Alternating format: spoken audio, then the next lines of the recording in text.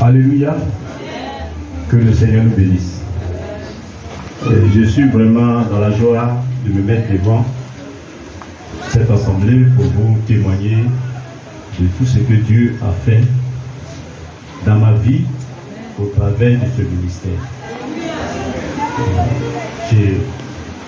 Je connaissais ce ministère au passage, mais je n'avais pas expérimenté la puissance de Dieu qui s'y trouve. Alléluia. Je n'ai pas pour habitude de flatter les gens ou bien de lancer quelconque quoi que ce soit. Amen. Je ne pourrai jamais dire ou parler de ce que Dieu n'a pas fait pour moi. Amen. Voilà. Donc j'étais un peu dans des difficultés.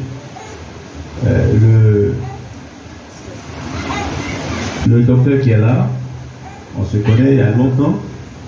On a commencé ensemble, mais j'ai aimé sa ténacité, sa ferveur. C'est un homme de caractère. On a commencé ensemble. Nous, on a trébuché plusieurs fois. Amen.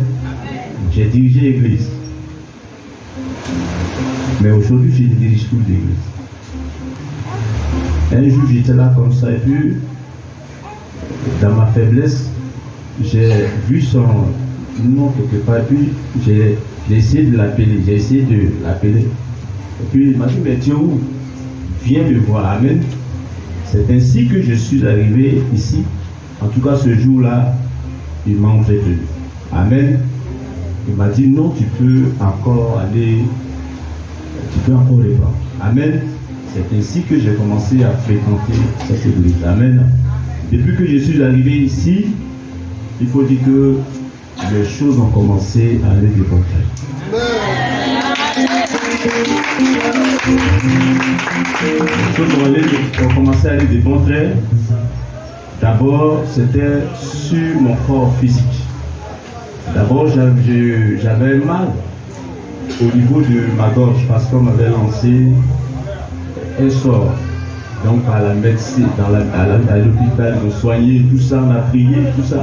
Mais le mal persistait. Je lui ai expliqué ça, il m'a dit, bon, on va prier et tu ne reverras plus ce mal. Amen. Bon, souvent vous voyez, quand Dieu te oint là, tu n'as pas besoin de fournir d'efforts. Quand il a prié, moi-même, je n'ai pas trop considéré ça. Amen.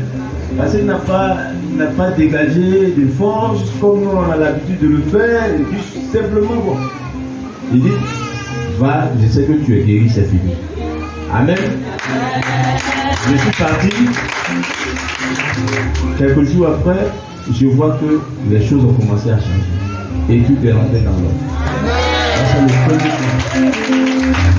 premier point. Deuxièmement, j'étais malade, je suis venu ici. Ce jour-là, si les gens, si vous faites beaucoup attention, je sais que vous pouvez le savoir, j'étais venu tout malade. Tout malade.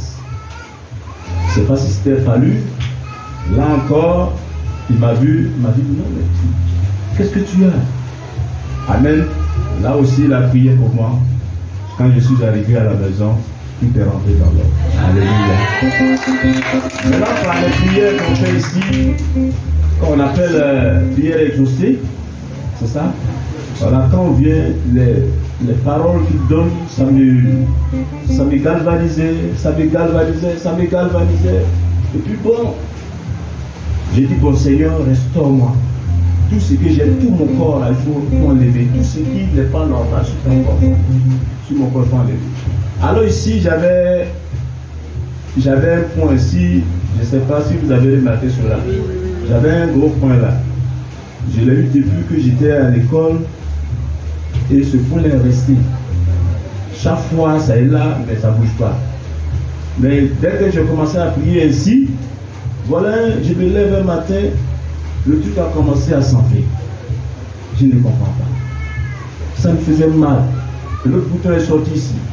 Tout ça là, j'avais mal parce que j'avais dit à Dieu de restaurer mon corps. Maintenant, je viens, tout me faisait mal. Puis je viens, le bouton est enflé comme ça. Je suis rentré derrière lui. Il a dit, viens, je vais prier pour toi. Et puis il a pris l'huile de l'onction, il a mis sur le bouton en question, parce que la semaine même, je devais aller voir les médecins, parce qu'on voulait m'opérer. Je devais aller voir les médecins pour voir ce qu'il fallait faire. Donc, bien avant ça, je suis venu le voir. Il a mis l'huile d'onction, il a prié. Il a dit ça va se casser, ça va disparaître. Amen. Et puis simplement, il dit ça va disparaître. Ce que tu vois là, ça va quitter. Amen. Et puis, bon, je suis parti à la maison. Et le lendemain, je dois partir à l'hôpital pour qu'on m'opère, pour qu'on enlève ça. Dans la nuit, je dormais. Je ne sais pas ce qui s'est passé. Je dors, je me réveille, je vois deux grosses boules qui sortent de là, qui sont suspendues là. J'ai des images, mais comme je ne peux pas. Les boutons là sont là. Les grosses boules là sont sorties. J'ai pris mon portable et j'ai filmé. Et j'ai pris les boules, j'ai mis dans une bouteille pour envoyer à l'hôpital. Et quand je suis arrivé, ils ont dit, bon, c'est vrai, c'est cassé, mais il y a quelque chose à faire aussi dedans.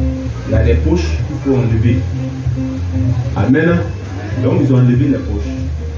Les poches qui sont de là. Si ils n'enlèvent pas, ça va revenir, selon ce qu'ils disent. Ils m'ont opéré ici, dans tout. Amen. Je vous dis que depuis que je suis venu ici, ce n'est que vraiment la vie de Dieu. Amen. Et les choses que je n'arrivais pas à faire, aujourd'hui, je le fais avec joie et sensibilité. Amen.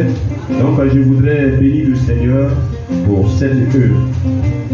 Pour cette œuvre. Amen. Si nous regardons seulement avec les yeux physiques, nous n'allons jamais expérimenter la gloire de Dieu. Mais si nous regardons avec les yeux spirituels, vous allez voir ce que Dieu est en train de faire pour votre milieu de Dieu. Donc que Dieu vous bénisse. Tout à l'heure, vraiment, papa m'a rappelé petit, ton témoignage, ce que Dieu a fait pour toi. Alléluia. Vraiment, Dieu a opéré un grand miracle. Alléluia. Vraiment, je me suis rappelé d'une mission que j'ai effectuée à Beauville. Alléluia, on est parti à Beauville. Et quand on a fini, les gens ont préparé viande de porc. Bon, viande de porc, ils ont préparé pour nous donner là. Vraiment, mon grand-oncle me l'a dit, mais porc là même là, parce qu'ils ont fait porc là. C'est pas comme ça même on fait viande de porc là. Et puis c'est noir, bizarre. Ils disent qu'ils ont assaisonné. Alléluia. Bon, on a mangé. Bon, moi j'ai mangé. Alléluia. On dit le pasteur, il faut prier avant de manger. Donc moi j'ai prié et on a mangé. Je vous assure, depuis que j'ai mangé cette viande-là, ça n'allait pas dans mon ventre. Ça n'allait pas dans mon ventre. J'avais le sentiment que m'ont empoisonné. Je ne sais pas pourquoi cette pensée est venue dans mon esprit. Que la viande qu'on a mangée, ce n'était pas saine. Alléluia. Et c'est comme si c'est moi qui ai porté tout le fardeau de ce qu'on a mangé. Et ils n'ont rien eu, hein, mais c'est moi qui avais les difficultés. Et ça perdurait, ça va, ça revient, ça va, ça revient. Même quand je dors, je me réveille. Et c'est sûr, ils ne nous ont pas poissonné même. Et je prie la nuit, je mets ma main sur mon ventre. Alléluia, ça se calme, mais ça revient. Alléluia. Même je devais croiser papa le lundi, mais je n'ai pas pu venir parce que mon ventre est fatigué. Gloire à Jésus. Et papa lui-même, il m'a appelé. Il dit, Jo, tu es où? Il dit, ah papa, ça va pas. Mon ventre. Depuis longtemps, je devais te parler de ça, mais vraiment, ça continue, ça me fatigue. Alléluia. Il dit, bon, ferme les yeux, je vais prier pour toi. Et quand papa a commencé à prier, j'ai mis la main sur mon ventre. Alléluia. Je sentais comme si je voulais aller aux toilettes. Parce que ça me faisait mal. Mais j'étais resté dans la rue. Et je suis braqué sur le téléphone et papa a commencé à prier. Alléluia. Et quand il a commencé à prier, j'ai commencé à sentir des bourdonnements dans mon ventre. Ça faisait tout. Je dis, oh, là, je vais chercher un coin où je vais partir. Alléluia. Plus il priait, plus ça devenait encore plus fort. Il dit, mais prière de papa là, c'est pour me guérir ou bien c'est pour aggraver la situation. Alléluia. Et quand papa a fini, quand j'ai dit Amen, Alléluia, je me suis préoccupé. Ça me faisait mal. La seule chose qui était dans ma tête, je vais rentrer à la maison, je vais me soulager. Alléluia. Mais le temps que j'arrive à la maison, je ne me suis même plus rendu compte. Le mal a disparu.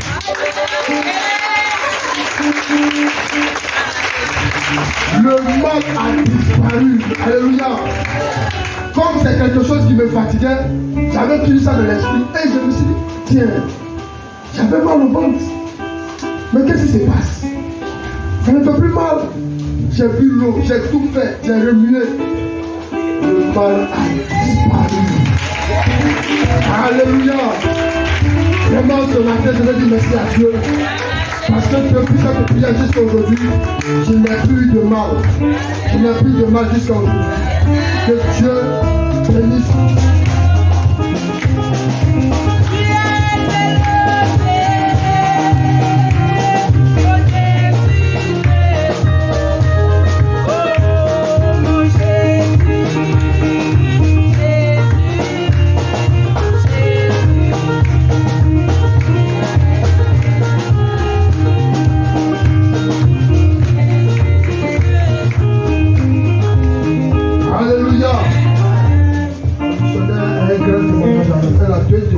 Alléluia. Et on va aller à l'essentiel. Alléluia. Parce qu'elle vient de loin. Voilà Jésus. Peut-être que cette année-là même là, vous qui ne savez pas, peut-être que tu allais entendre qu'elle est partie. Et tu allais dire, tiens, c'est pas la missionnaire là. Mais Dieu n'a pas permis ça. Alléluia, missionnaire. Dans ton témoignage. Alléluia. Ce matin, si je suis là, c'est par la grâce de Dieu que vous me voyez comme ça. C'est par la puissance de Dieu. Le Dieu de Papa Kagoyi, il est vivant et vrai. Ce matin, je vais célébrer la grandeur de ce Dieu-là. Depuis le 19, quand j'ai fini ici, j'ai reçu une mauvaise nouvelle. J'ai perdu ma nièce qui est née en 96 et je suis partie au village. Je suis partie, je suis revenue le mercredi 13. Et lorsque j'arrivais, ma petite soeur était malade, elle était dans la maison. Lorsque les enfants rentraient avec les bagages, elle n'a même pas pu chasser les enfants. Or d'habitude, elle dit aux enfants, frappez avant d'entrer. Et les enfants sont rentrés, je rentre, elle était malade. On a dormi. Le jeudi, on était là jusqu'à 11h. Elle appelle ma petite soeur, envoie de l'eau avec serviette, viens mettre sur moi.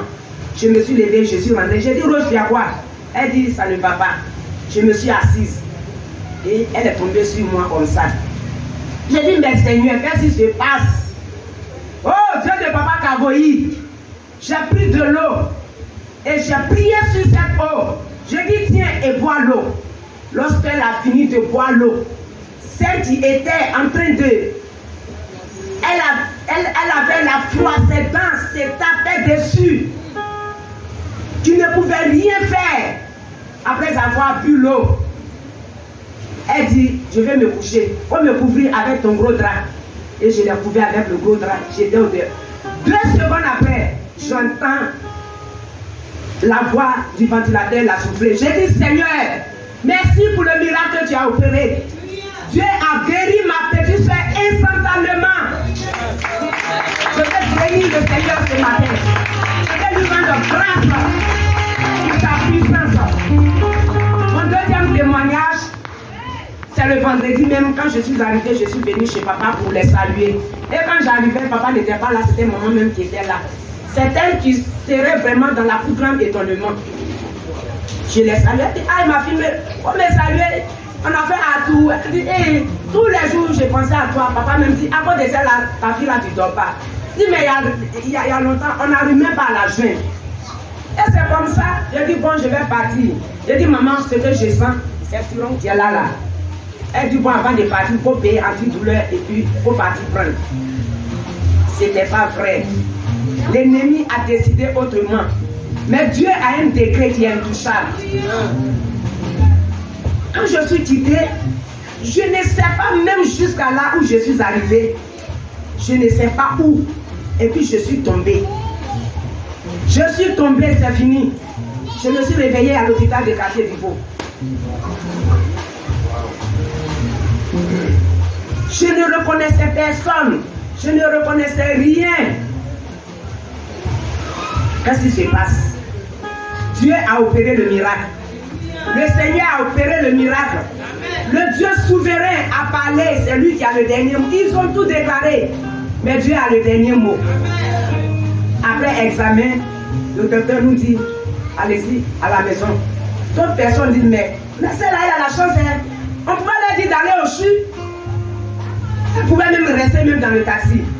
On est parti à la maison, dans la victoire. À la maison, ils sont partis, j'ai commencé à faire les traitements. Et dans la nuit, lorsque je voulais me coucher, j'ai dit, je vais prier d'abord avant de me coucher. Et puis j'ai chanté un cantique qui dit que tous les sangs sont versés. Ça n'a rien fait. Mais le sang de Jésus, lorsque j'ai invoqué le sang de Jésus, tout ce qui était dans mon ventre qui pouvait me créer des ennuis cette nuit, j'ai rendu un saut plein. Ma fille était paniquée. Elle dit, maman, quand je vais appeler papa. Je dis, d'accord, appelle papa, appelle l'apôtre, appelle le docteur, celui qui me défend dans le spirituel. Et elle a appelé papa. Après que papa a fini de prier, je dis Amen. Il demande, mais c'est quelle voix là-bas? Je dis, c'est moi-même. Il dit, c'est fini, c'est ta délivrance. C'est ainsi qu'aujourd'hui, je suis devant parmi vous ici.